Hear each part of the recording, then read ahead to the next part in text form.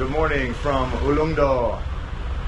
So today I want to be heading out to Korea's most eastern point, and that would be the Dokdo Islands. And so I'm here with a lot of other Koreans. Everyone has their flag out. I feel like this is somewhat of like a pilgrimage trip for a lot of Koreans. Like, you don't go to the Dokdo Islands to hang out, and you know, they're basically just two rocks jutting out from the ocean. They're uninhabitable, but they're kind of controversial. They're somewhat of a disputed territory with Japan right now. They call them the Takashima Islands. But it's one of those things, I think a lot of Koreans, they come out here and show their patriotism by going to the Dokdo Islands and seeing them with their own eyes. So we'll talk a little bit more about the Dokdo Takashima dispute. Both nations claim the islands. I'll explain more later, but let's go ahead and get on the ferry. Alright.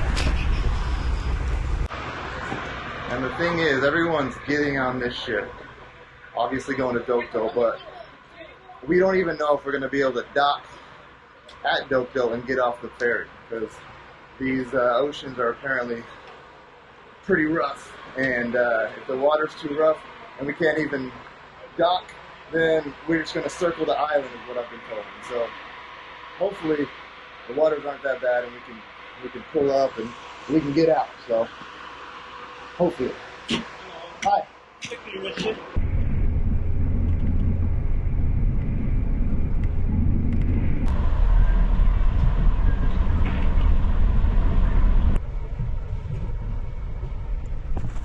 Alrighty, it looks like we've been blessed with a very beautiful day today.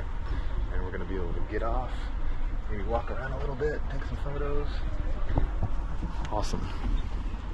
자, 검담이 잡고 내려오세요.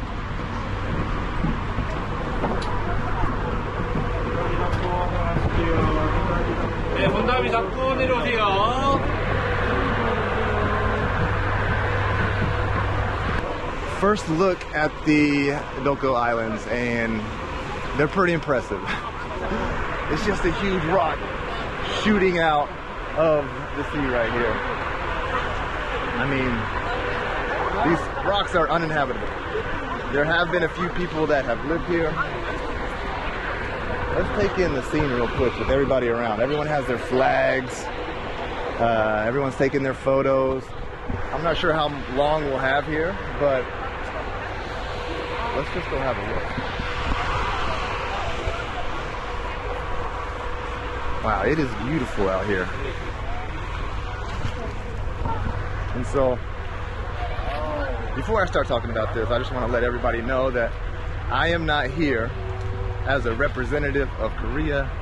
I am not here as a representative of Japan. I am simply here as a world citizen. And I'm somebody who likes history, and I like talking about it. And so that's why I'm here. What a beautiful rock.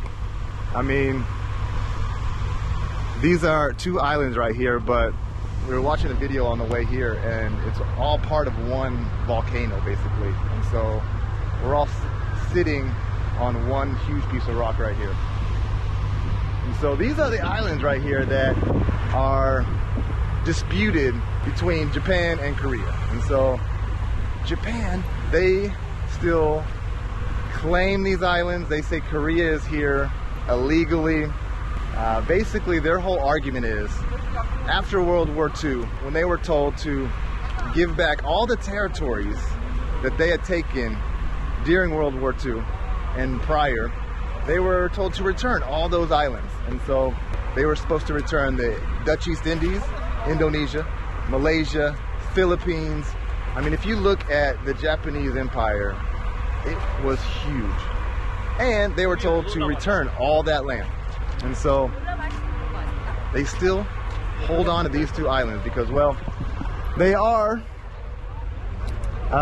geographically in a very,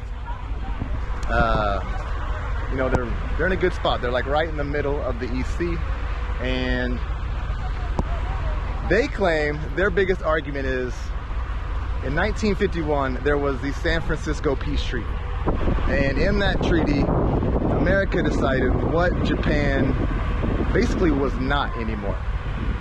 He uses that language. Japan is not the Korean Peninsula, and Japan is not the Dutch East Indies. It's not the Philippines. It's not all the territories that it claimed, right? And so, but very conveniently, these two islands are not listed in the San Francisco Peace Treaty, and so that's their argument.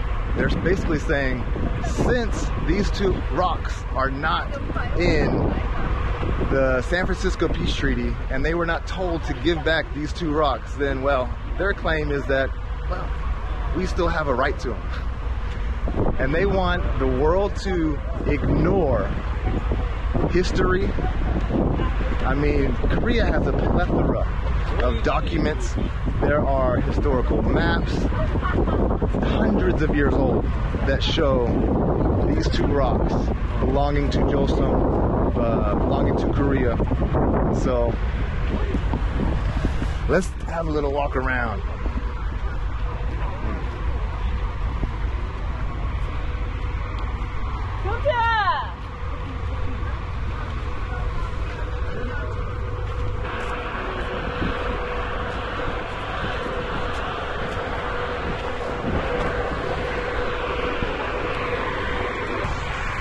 So yeah, Japan in 1904, they took over these islands. These were the first islands that they took over from Korea.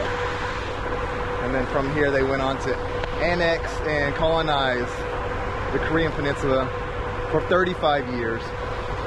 And in many ways for Koreans, as you can see, this is a very important place. The victims of Japan's colonial period, the victims from World War II, they're getting older, they're dying off, and in a lot of ways these islands represent the hardships that Korea went through, and in many ways they're going to hold on to them for dear life. These rocks right here, unnecessarily in my opinion, drive a wedge between the two countries. Yeah, it's sad. It's sad that it's they're still fighting over these islands. You can't get to these islands from Japan. You can only get to them from here. And so,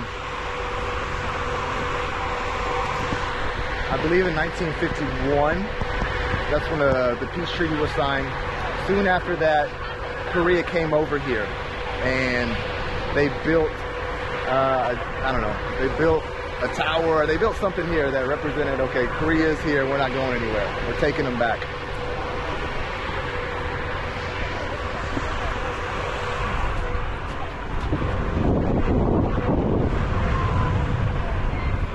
And so this is basically it. You come here, I guess, and you look at the rocks.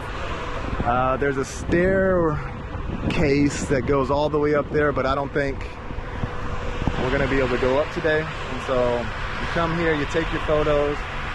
Beautiful waters. Apparently these the waters around here are great for fishing. There's a lot of natural gas around this area apparently too. And so, you know, that's one reason why people in Japan, that's one reason why Japan wants them back maybe. But more so it is the historical and symbolic meanings of these islands is what's so important.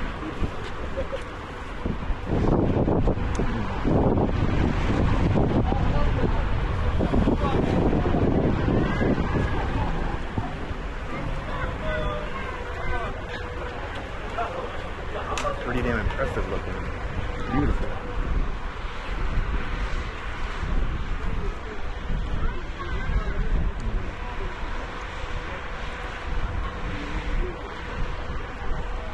So yeah, like I was saying earlier, these two rocks were conveniently left out of the Treaty of San Francisco in 1951 because during that time, what was happening, Korea was involved in the Korean War, and the United States did not, they intentionally left these islands out because they did not want to say that they were not a part of Japan and they were not part of South Korea, because at that time they didn't know who was going to win the war, right?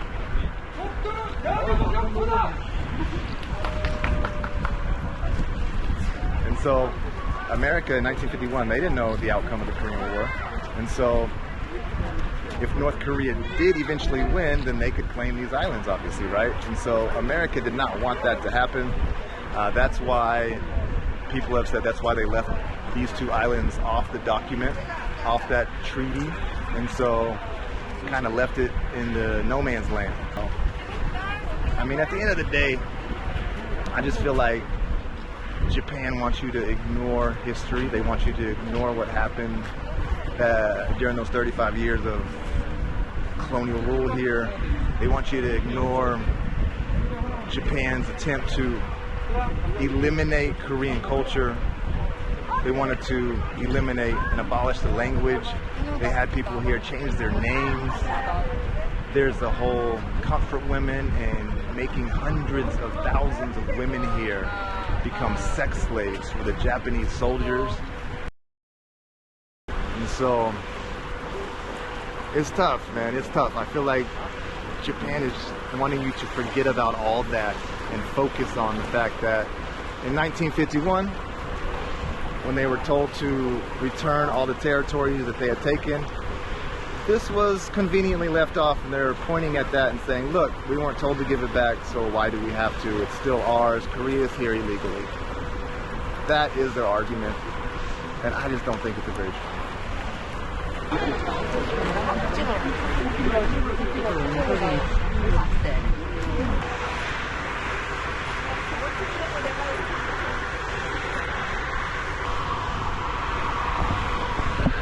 Everyone with their flags here. I'm sure it's a very, very important moment for a lot of Koreans to come here. Very, very important. Very significant.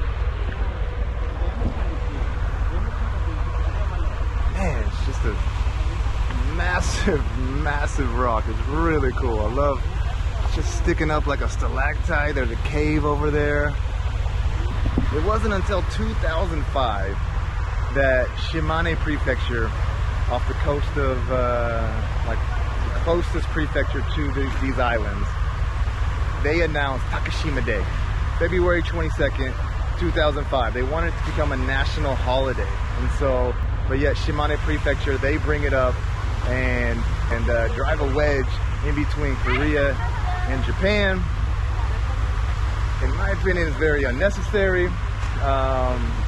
For Koreans, it shows that Japan is just not very serious when they apologize for all the things they did during the colonial period. You know, the comfort women situation and whatnot. And so it just feels like for Koreans, you're just basically taking back all these apologies and everything you ever said to reconcile what you did during the war and during the colonial period doesn't mean anything. And so, but I feel like that just, you know, here in Korea, it has made these islands that much more important to the people here, and you can tell by the people that come out here and are so excited to be here. And yeah, it's pretty cool to be here. They have Coast Guards all around here, I imagine. And in 2004 or 5, I think, there was some extreme right-wing groups that tried to set sail out here, but then they were told to turn back. A couple more maybe fun facts about the Dokdo Island. They were used as bombing target practice during, like, from the years 1945 to I think after the Korean War. All right. I think that is a sign that we need to get back on the boat. I hope I got out everything I wanted to say. Okay. Let's go back.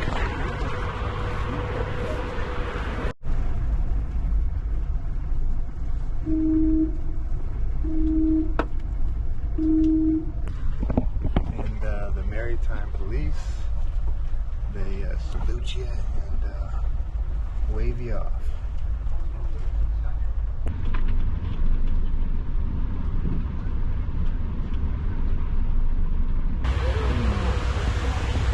Alright, we are back on Dokdo. That's going to do it for this quick short video. I'm interested to see what you have to say in the comment section. Please keep it civil. I'm sure you will. But yeah, thanks for watching, and I'll see you guys in the next video. Peace.